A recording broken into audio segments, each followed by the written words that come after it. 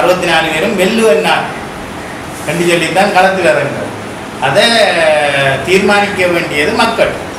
உங்களோட வகையிலேயும் மக்களோட வகையிலேயும் தான் இருக்குது. இப்போ நான் என்ன கேட்டால் சொல்லுவேன், எனக்கு வெற்றி வாய்ப்பு இருக்குது, என்ன மக்கள் தெரிவு செய்வாங்க.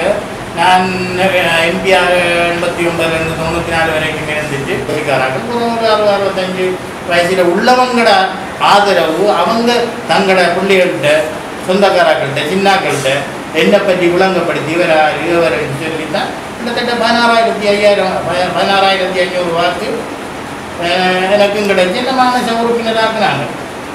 அதிலிருந்து இப்போ கிட்டத்தட்ட 2.5 வருஷம் நான் மக்களோட நெருங்கி பழகுது. மாநச உறுப்பிலிருந்து என்னால் செய்யக்கூடியதை செய்து கொண்டு வர அரசியல் ரீதியாக கட்சியில் உபதலைவராக இருக்குன்னா தமிழ் தேசிய கூட்டமைப்பின் ஒருங்கிணைப்பு குழுவில் மெம்பராக இருக்குது. அப்படி இருந்து நான் சேவைகள் செய்கிறேன்.